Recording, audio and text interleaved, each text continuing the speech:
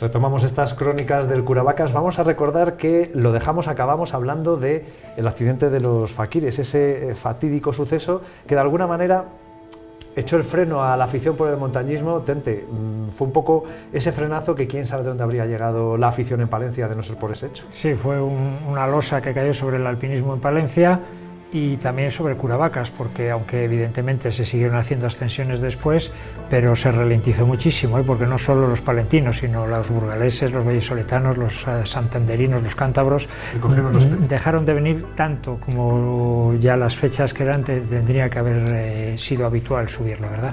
Entonces lo retomamos a partir, iba a decir, del 58, sí, pasado ese suceso, y a encarar cómo un pequeño erial de ascensos, ¿no? Sí. Se mantuvo en barbecho el Curavacas, pero se acabó volviendo. Efectivamente, en el capítulo 17 del libro, que es se titula Después del accidente, y bueno, pues vamos a ver cómo, aunque la actividad, el nivel de actividad baja mucho, sobre todo ya no en cuanto a números, sino en cuanto a dificultad. No se hacen cosas nuevas.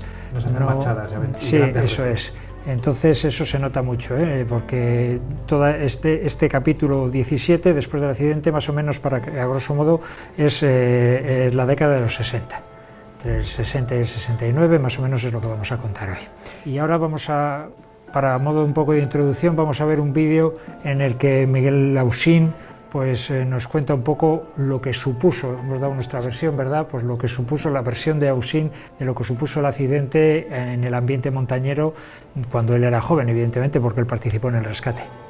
Hubo un parón generalizado, solo hablar de aquello ponía demasiado de respeto y de silencio sobre todo. Nadie quería actuar alguna actividad, pero Alejandro siempre estuvo tirando desde su posición en Polentinos, siempre estaba tirando a ver si se podía, a ver si íbamos, a ver si hacía, y bueno, esa fue una de las que nos movilizó él. Y bueno, pues después ya de esta introducción que nos ha hecho Miguel Ruiz Ausín, de su visión de ese parón de la actividad de los palentinos, ¿verdad? Pues ya vamos a seguir contando todas las actividades que se hacen. Claro, porque un pequeño inciso, imaginémonos a cualquiera que pudiera tener afición decir en casa, sí, me subo al Curavacas, que vamos a hacer esa, y con lo que supuso, y con lo que de alguna manera el shock que supuso para la sociedad palentina. Cuando empecé yo a hacer montaña, que habían pasado un montón de años del accidente, todavía mis padres y familiares o la gente más mayor me lo recordaba, ay, acuérdate, y yo no conocía el detalle, tuve casi que investigar, ¿no? ¿De qué me habla esta gente? Pero en el imaginario popular estaba ahí clavado el accidente. Que daba miedo. Bueno, pues hay una ascensión, un intento de ascensión, que no llegan a la cumbre, pero están danzando por allí, por la zona que no contamos en su momento, y es que entre que aparece los primeros cuerpos de los dos accidentados y el segundo, ¿te acuerdas que pasa casi un mes, ¿no? Porque hasta mayo no aparece el de Jesús? Pues bueno, pues hay una expedición que viene de Burgos, en concreto en mayo, el 1 de mayo, sería fiesta, claro, y vienen de Burgos, aparece el segundo cadáver el 18, y vienen de Burgos, como digo, a echar un vistazo. Viene Cebrián de Burgos, viene su hermano Poldo, Próspero García Gallardo y un hijo de Próspero. Este Próspero García Gallardo, yo hablando con la gente de Burgos, es un poco el equivalente a Alejandro Díez Riol, un poco el pionero en Burgos del alpinismo, ¿no? Debía ser un personaje peculiar, debía ser de una familia bien posicionada, porque tenía coche, venían en su coche, ¿verdad? Poco común. Y bueno, pues creo que en otro momento lo hemos hablado también, este es el tío abuelo del que fue vicepresidente de la Junta de Castilla y León hace unos años, ¿verdad? Bueno, pues echan un vistazo por la cara noreste. Esta fotografía está hecha y se ve a Cebrián y a Próspero, y creo que el otro es o el hermano de Cebrián o el hijo de Próspero, y están en el collao del hospital un poco viendo un poco la situación. No solucionaron nada porque hasta 18 días después no fue ya esa búsqueda exhaustiva, ¿verdad? Bueno, pues el 16 de junio del 57, poco después, un mes después de que aparece el último de los cuerpos, ¿verdad? Pues aparecen en casa de Alejandro Díez Riol, pues aparece un grupo de Barruelo y Daniel Celada de Polentinos. y le dicen que quieren ir a Curavacas y quieren que les enseñe dónde había sido el accidente, un poco, pues hay un efecto llamada, siempre cuando hay un accidente hay un efecto llamada en cualquier montaña y en cualquier época, ahora mismo sigue existiendo, podríamos hablar mucho de esto. Y entonces, bueno, Alejandro accede y duermen allí esa noche. Hay un chico que destaca allí de sus alumnos con los de Alejandro que también se anima a subir con ellos y bueno, pues van a ver la parte esta de Curavacas, ¿no? Aquí se ven pues, fotografías de la ascensión, se ve en la cumbre, se ve que queda muchísima nieve todavía, y bueno, pues suben al hoyo muerto, de Alejandro lo cuenta, ¿no? Que dice que quedaron impresionados del sitio por donde habían caído, del sitio donde había sido el accidente, ¿no? Suben por la Pedrera Pindia, suben por la Brecha Muerte, la Senda del Notario, ¿verdad? Que ya todo esto ya te va sonando, que todos somos ya conocedores perfectamente de la configuración de Curavacas, ¿verdad? Estoy deseando verlo en persona. Habrá que hacerlo, ¿verdad? Y bueno, pues suben por toda esa parte y bajan por el Callejo Grande, se dan toda la vuelta, vuelven a Polentinos y los de Barruelo siguen caminando hasta Barruelo. Lo dice Alejandro, dice, unos andarines formidables. Está claro, porque habían ido desde Barruelo hasta allí, en kilómetros no te sé decir, pero está lejos, ¿no? Porque hay que llegar a Polentinos y seguir hasta Barruelo caminando, ¿no? Pues no era la primera vez que, como veremos después, no es la primera vez que gente de Barruelo va desde Barruelo hasta Curavacas, evidentemente en un par de días, caminando. Pues bueno, esta ascensión, que es justo al mes de la recuperación del último de los cuerpos, por supuesto que un inciso, tiene que haber más ascensiones de las que yo cuento en estos 10 años de los 60. Estas son de las que hay registro. Las que hay registro, evidentemente, generalmente de palentinos o de tal. Bueno, pues por ejemplo, el 29 del 6, pocos días después de que sube con los barruelanos, claro, esto ya no estaría de vacaciones Alejandro, porque en junio, en aquella época, no creo que los alumnos tuvieran vacaciones. Pero no bueno, les soltaban tan pronto como ahora, yo creo. Exactamente. Pues bueno, va su hermano, Alejandro tiene un hermano que se llama Enrique, que va a verle a Polentinos y lo mismo también, quiere ver dónde ha sido el accidente y demás. Y además, mira, qué curioso, estas fotografías que vemos aquí, notarás una diferencia, ¿verdad? Las primeras fotografías en color. Hasta ahora todo lo hemos tenido en blanco y negro. Este ya es el primer carrete que utiliza Alejandro y que empieza a verse el Curavacas en color. Hasta ahora todo, seguiremos viéndolo mucho en blanco y negro, pero aquí ya hay unas fotografías en color. Pues bueno, suben por la norte con su hermano y como anécdota en la cumbre aparecen estos personajes, que tenemos aquí esta fotografía también en color, ¿verdad? Y que Alejandro en su libro dice que es gente de Cervera y que están buscando carbón por Pineda. Son una especie de prospectores y que debía ser gente, aunque aquí se les ve un poco así rústicos, pero debía ser gente preparada porque iban con mapas, con anotaciones, como que bueno, que era una cosa seria. Parece ser que no había carbón porque yo nunca sé de que se haya buscado, vamos, nunca ha habido ni minas ni nada parecido, ¿verdad? Pero bueno, se encuentran con estos que hacen cumbre y que en teoría están buscando carbón o minerales por la zona de Pineda. Avanzamos un poquito en el tiempo y nos vamos a ese mismo año a finales de agosto, el 25 de agosto del 57. Se coloca la cruz de los faquires. Aquí tenemos dos fotos de la colocación de la cruz, pero todos los detalles de esta colocación, quién está, quién no está y quién lo organiza y quién lo desorganiza, lo hablaremos más adelante porque es muy jugosa la historia de todas estas cosas, ¿no? Pero bueno, vemos que en ese mismo mes de agosto de ese año se coloca esta cruz. Al día siguiente, el 25 de agosto, creo que se inaugura, el 24 la colocan y lo preparan, el 25 es la inauguración con una misa, por supuesto, ya contaremos todos estos detalles, pero ese mismo día, ya cuando ya se ha hecho todas estas cosas, un grupo numeroso sube a Curavacas. Van más de 80 personas, se reúnen allí, van incluso autobuses desde Cervera y desde Palencia, pero toda esa gente se baja y un grupito de 20 o 30 personas suben a la cumbre, gente joven sobre todo, ¿verdad? Suben a la cumbre y pues bueno, por ejemplo, Josefina Díez García, Ángel Ramos, Juan Ramírez Puertas, toda esa gente que va a esa inauguración. Y después de la misa, un nutrido grupo en el que hay varias mujeres sube a la cumbre. Es la primera vez que sabemos a ciencia cierta de que hay mujeres en la cumbre de Curavacas. Se supone, casi seguro, pastoras de la zona, seguro que ha subido La alguien, propia Josefina casi seguro que ha acompañado a Alejandro alguna vez, segurísimo. Pero que haya registro. Pero que haya registro, que sepamos a ciencia cierta y sobre todo que haya fotografías es la primera vez, como dato curioso, ¿verdad? En esta fotografía vemos ahí 4 mujeres en el centro y agachadas en la fotografía. Pues bueno, he investigado y sé un poquito quiénes son y una pequeña historia, ¿no? Por ejemplo, de izquierda a derecha, la primera de la izquierda es Chenco Datoli, la llamaban así, no sé cómo se llamaría, pero me dicen que todo el mundo la llamaba Chenco Datoli.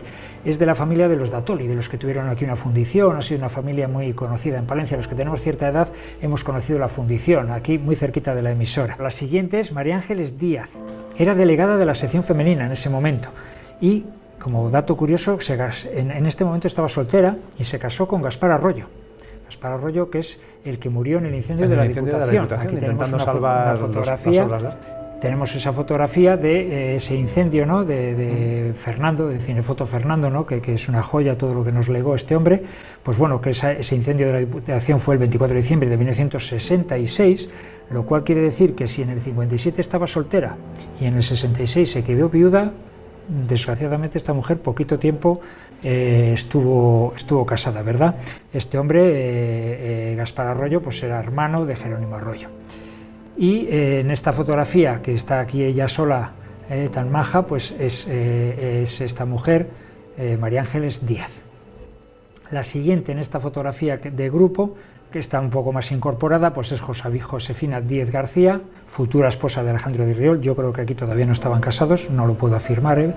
Y la última, la de más a la derecha, según miramos la fotografía, es Uca Valles, que es prima de Chencho Datoli, de la que está al otro extremo, y cualquier persona que tenga más de 50 años en Palencia tiene muchas posibilidades de haberla conocido a esta mujer, porque dio clases de educación física en varios institutos de la capital hasta hace no muchos años. Yo tengo amigas que le ha dado clase de educación física, ¿verdad? Era hermana de Miguel Valles, que también montañero de la época, ¿no? Y bueno, pues ahora vamos a ver un pequeño vídeo de esa entrevista que hicimos a Ángel Ramos, hablando un poco del recuerdo que tiene él de esas mujeres en la cumbre de Curavacas. No estoy aquí, pero están pues todos los amigos, como está aquí Pérez Morilla, Marino Ampudia, las señoritas estas de la sección femenina, Uca Valles. Esto fue con motivo de la colocación de la cruz. Hubo un movimiento grande. Incluso yo recuerdo que este día que se hizo la celebración de la misa y con motivo de la colocación de la cruz, se fletó desde Palencia un autocar. Y fue mucha gente de aficionada y no aficionada por el hecho del atractivo que tenía el lugar. Pues seguimos avanzando en el tiempo y también en agosto de 1957, fue un mes convulso en Curavacas, a pesar de que, porque en agosto vemos que pasan muchas cosas, se coloca la cruz de los faquires, etc. Es que hemos empezado además yo diciendo, digo, eso fue un erial, ya quedó en barbecho la montaña. Pues sí, en el 57 todavía tenía mucho movimiento. Esto todavía es un poco, todas estas cosas están a remolque, realmente no son ascensiones porque sí, sino que son todo cosas, coletazos ligadas del accidente, así de claro. Incluso esta que vamos a ver es por eso, por ese efecto de llamada, ¿no? que generan todos los accidentes. Pues bueno, en agosto también hay una ascensión que nos relata Pedro Hidalgo Redondo, que lo relata en un libro que se llama Un rincón de Cantabria, que se publica muchos años después, pero nos habla de esta ascensión del 57 y sube Pedro Hidalgo Redondo con otros compañeros guiados por José Martín, hijo del primer palentino, que aquí le tenemos con su corbata, es hijo del primer palentino, del maestro. Él también es maestro, es la segunda generación de maestros de vidrieros y también, como su padre, hace de guía. También es buen cazador, buen montañero y hace de guía a grupos que vienen despistados, pues él se une y sube para allá, ¿no? Y además sube con la escopeta siempre. Es muy buena cuando el relato de Pedro Hidalgo pues habla de que pues, es un hombre que tiene muchas facultades para subir, que él va cagado de miedo, el Pedro Hidalgo, y que va trepando por ahí con la escopeta como que fuera un como violeta, un gamo, ¿no? Eso es. Incluso tenemos esta otra fotografía que es Damaso Martín, hijo de José, y nieto del primer palentino en la cumbre de Curavacas. Está aquí en esta foto Dámaso, que se sacó hace 5 o 6, 8 años, no me acuerdo exactamente, pues está delante de la casa familiar, que todavía es suya, de la familia, y que es la casa donde vivió su abuelo, donde vivió su padre y de donde salían todas estas expediciones que estamos diciendo cuando subió Delgado Úbeda, etcétera, etcétera. Pues de esta casa, que se mantiene en pie afortunadamente, pues salían esas expediciones para la cumbre, ¿verdad? Buena casa para un museo. Bueno, no te creas, sí, no estaría nada mal, lo que pasa es que es de una familia particular, ¿verdad? Sí, yo ya lo tengo todo pensado. Delante de la casa de Alejandro Díez Riol, en Cervera de Pisuerga, hay un molino restaurado, creo recordar que es un molino, una casa restaurada que no sabe el ayuntamiento qué hacer con ella. Si es que lo teníamos chupado. Votando, ahora mismo está votando. Pasar las cosas de un lado y pasarlas a otro, ¿no? Pero bueno, esto da para otro programa. Bueno, pues esto es un recorte de ese libro, de Un rincón en Cantabria, y bueno, pues lo voy a leer muy rápidamente porque ahí tengo unos párrafos subrayados, ¿verdad? Dice: en lo más alto, guardado entre un montón de morrillos, hay un estuche de zinc. En algunos sitios dice que es de plomo, un estuche metálico con un cuaderno dentro. El cuaderno tiene las páginas llenas de cortas y pintorescas notas. Cada alpinista que tuvo agallas de llegar hasta allí estampó en aquel rústico álbum el nombre, el apellido y después de alguna frase que dé constancia de la valentía del firmante. Tomé en mis manos el cuaderno y solo pude firmar. En mi tarjeta me atreví a recomendar respeto para aquel documento, con la promesa de que algún día se pudiera escribir la historia de Curavacas, como estamos haciendo ahora, ¿verdad? Este hombre fue un visionario. Desgraciadamente esta libreta ha desaparecido, aunque estoy casi seguro que esta libreta está entre los papeles de Alejandro Díez Riol en su casa. Tendríamos que revolver y comprobar, porque evidentemente Alejandro todos esos datos que sacaba de todas las sesiones de algún sitio las sacaba, pues posiblemente de estas libretas que él iba recogiendo. Y sigue diciendo este hombre, dice: notarios, que García Guinea, maestros, Alejandro Díez Riol, estudiantes, labriegos, pastores que tuvisteis la valentía de subir a respirar el aire purísimo. Se ve que él ojea y lee esa libreta y se da cuenta de toda esta gente que ha subido, ¿no? Y sobre todo vosotras, maestrillas de San Martín y de Resova, recibidme para bien. Pues se ve que algún grupo de maestras de San Martín también y de Resova han subido antes ya y han dejado ya su firma en lo. Entonces, con este libro, pues si tuviéramos este cuaderno, podríamos saber todas estas cosas. Igual quién es la primera, por lo menos mujer, que dejó su constancia ahí arriba, ¿no? Ojalá podamos llamarlos camaradas en los montes, no sé qué, no sé cuántos. Bueno, pues sigue ahí, ¿no? Pero bueno, hay dos frases ahí un poco que a mí me llama mucho la atención, eso de que este documento con la promesa de que algún día se pudiera escribir la historia de Curavacas. ¿Cuánto daría por tener yo todas las libretas, ¿no?, que ha habido en la cumbre de Curavacas? En 1957, a finales de noviembre, el 27 del 11 del 57, esta fotografía de Puente Pucherín la saca Alejandro Díez Riol. Este Puente Pucherín, mucha gente le llama a un puente que hay un poquito más adelante, que realmente es Pontón Seco, mucha gente lo llama Puente Pucherín. Pues no, eso es Pontón Seco. El Puente Pucherín es este de madera, mucho más rústico, mucho más largo, el río estaba aquí mucho más ancho, pues era solo peatonal, los coches no podían pasar por él, ni un carro, era solo para los peatones y las vacas, tal vez. Es la última fotografía de Puente Pucherín Pinau, porque poco después una riada se lo llevó y nunca se reconstruyó. Me contaba Alejandro que casi todos los años se arruinaba, pero le reconstruían. En el 57 ya debían de estar un poco cansados, había menos ganadería, etcétera, etcétera, pues ya no se reconstruyó. Pero fíjate qué curioso, a ver si te haces idea. Josefina, la mujer de Alejandro, no sé si eran novios o en esta época, o yo creo que sí, eran novios, sí, en el 57, él se queda en Palencia porque quiere estar con su novia en Palencia, ¿verdad? Ella debía ser maestra en La Lastra, al lado de Vidrieros, abajo, en la carretera de los Pantanos, y él en Polentinos.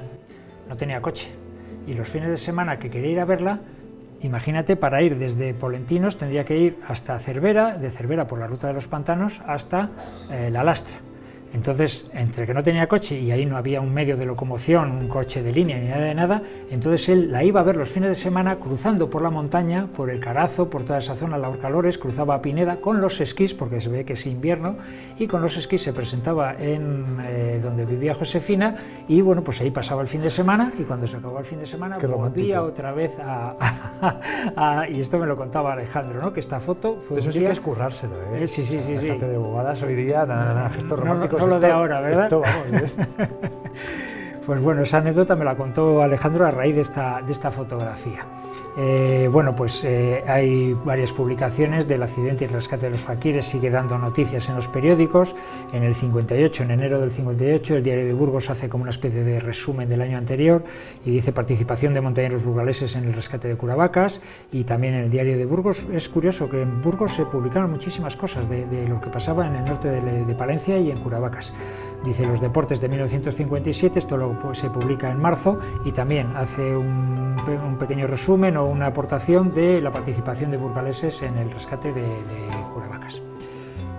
Al año siguiente, en julio, del 26 de julio del 58, unos de Barruelo le han cogido ya el gusto y se vienen también caminando desde Barruelo, sí, y colocan una cruz en la cumbre. Una cruz con su buzón, es la cruz de los barruelanos.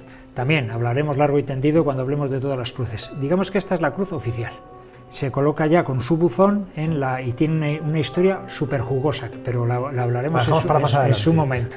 Pero bueno, vienen caminando desde... Esta fotografía no es del día de la colocación, que no se hicieron ninguna fotografía, esto es una visita posterior, pero sí que están dos de los participantes en la colocación, Abilio y no me acuerdo cómo es el otro, y Jesús Solana.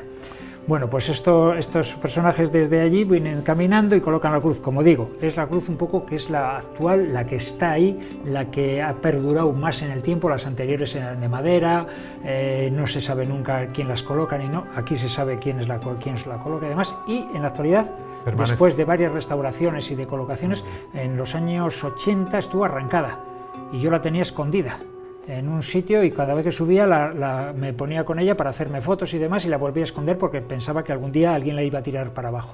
Y en alguna actividad del club se volvió a subir cemento y se colocó otra vez. También aquí tenemos esta otra fotografía muy curiosa, en agosto de 1958, que varios palentinos van a repintar la cruz que se ha colocado abajo, la de los faquires, el homenaje a los la faquires. ves aquí, que es grandona, y además pues aquí tenemos ya gente conocida, ¿no?, que ha participado en el programa. El que sujeta el bote es Miguel Ausín, el que está agachado con otro a cuestas es Ángel Ramos, el otro agachado no sé quién es, y el que está pintando encima de estos dos tampoco sé quién es. He intentado averiguarlo, pero no, estos dos se les reconoce perfectamente. Y no recordaban ellos tampoco quién podía ser. No me han sabido decir, pero he preguntado a otra persona, igual tengo que preguntar a Ausín, que tiene muy buena memoria, igual me lo sabe decir por completar los datos, ¿verdad?, de esta fotografía. Pues bueno, es una visita a la cruz en agosto del siguiente año. En 1960, ya ves, aquí ya se acelera un poquito, porque ya el accidente va quedando cada vez más atrás, ¿no? Eso es, el efecto llamada se va diluyendo y lo que queda es ese miedo, ¿no? Exactamente. Aquí sí que hay una ascensión.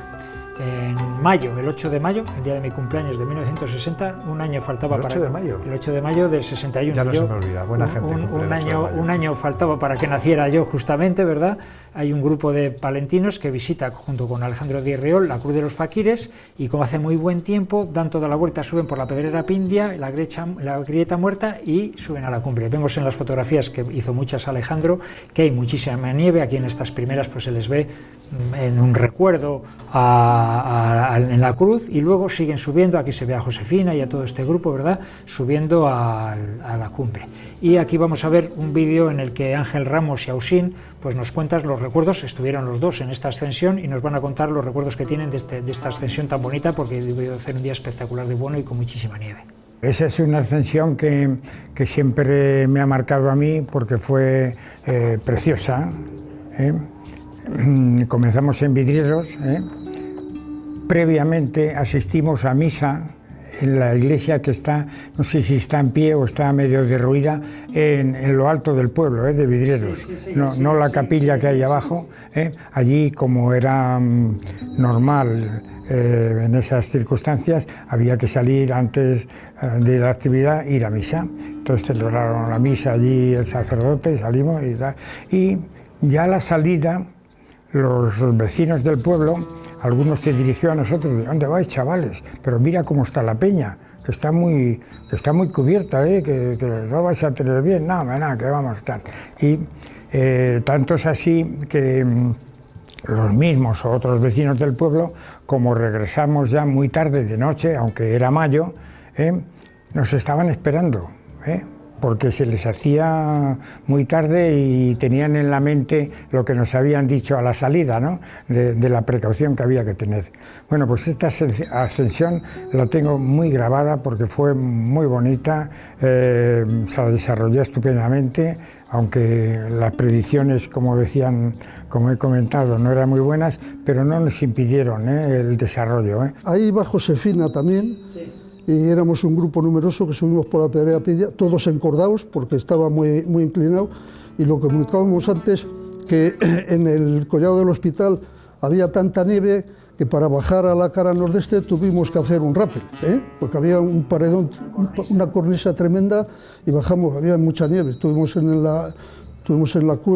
la cruz y luego ya subimos por la Pedrera Pindia en un día muy bonito y muy especial, porque fue una ascensión muy bonita, sí. Bueno, pues después de este relato que nos han contado en primera persona, pues vemos otras cuantas fotografías de esta ascensión. Incluso aquí se ve divinamente la cruz que han dejado los barruelanos, han colocado los barruelanos meses o un par de años antes, ¿verdad? Hay una foto de grupo que está leyendo el libro, esa libreta, está ahí Alejandro hojeándola. Y en la foto del grupo con la cruz se ve a Ángel Ramos tocando el sombrero de Alejandro. El que está detrás es Marino Ampudia, también un viejo conocido que ya hemos hablado mucho de él, ¿verdad? El de la derecha del todo es Rufino Alonso, el que casi no se le ve es uno que le llamaban el Rubio, Hermenegildo Manso, y el que está delante será Jesús de Santiago. Y también se ve a Josefina aquí en un primer plano, en la cumbre con el piolet, etcétera, etcétera. Vamos a ver un vídeo, la entrevista de Ángel Ramos, que nos habla de la visita a la cruz. Lo que hicimos un alto fue en la cruz, Allí estuvimos un ratito recordándoles a los compañeros y ya luego subimos por la Pedrera. ¿Fue por el Callejo Grande? Sí, bajamos por el Callejo Grande. También en agosto de 1960 en el diario de Burgos sale ahí un relato, una noticia, una nota cortísima, dice: ascensión para conmemorar el día del amanecer. Un grupo de jóvenes palentinos ascienden a Curavacas y hacen una hoguera en la cumbre. Al descenso hay una misa en vidrieros. Y es que también tengo una nota aquí en septiembre aproximadamente de 1960 y una fotografía que hay una misa, que aquí se le ve al cura, en la cruz de los faquires al pie de Curavacas, en la cara noreste, con un grupo de personas. No sé si igual son la misma ascensión. Y en 1961, en septiembre, hay una ascensión de Alejandro de Riol con unos alemanes. En Cervera de Pisuerga, unos años antes, una congregación de alemanes ha abierto, el edificio existe, ya no hay curas alemanes, pero el edificio existe allí, que es una pena a la entrada desde Palencia, ¿verdad? Pues bueno, durante muchos años hubo un gran ambiente en ese colegio, y los alemanes son muy aficionados a la montaña y se involucran mucho en la afición de toda la zona de los montañeros. Y Alejandro les acompaña muchas veces a Curavacas, ¿verdad? Pues bueno, pues hay una ascensión con unos alemanes, y también muy curioso que en el 7/7 del 62 hay una libreta, que esta sí que la tenemos localizada. Aquí se ven las fotografías un poquito para que veamos el tamaño que tiene y lo desvencijadilla que está. Y el 7/7 del 62 es la primera anotación que hay en esta libreta. Se desconoce quién la coloca, yo no sé quién la coloca, Alejandro tal vez, está dentro de ese cajón de zinc todavía, y la última anotación de esta libreta es el 24/8 del 64, está 2 años en la cumbre. Y en este momento pues el que la recupera es Felipe Calleja, que la baja poco después de la última anotación. En 1964 sube, ve que está llena y se la baja. Y por eso esa sí que la tenemos controlada, porque existe físicamente y la podemos consultar, ¿verdad? Y en 1962, el 26/7, bueno, pues como dato curioso, hay un campamento nacional organizado por Club Tajayerro de Santander en Río Frío, y se programa una ascensión a Curavacas. Todo esto son cosas que he sacado yo de archivos, etcétera, etcétera. Y en este punto dejamos un poco para retomarlo y seguir con esa década. Estamos ya en el año 63, para seguir con esa década de los 60, que es ese después del accidente. Bueno, pues efectivamente lo dejamos en el aire, seguiremos hablando de la década de los 60, del atractivo que podía suponer el Curavacas, o por lo menos lo que se movía desde el punto de vista del montañismo y del alpinismo en este mítico pico palentino. Lo haremos como siempre de la mano de Tente. Muchas gracias. Hasta la semana que viene.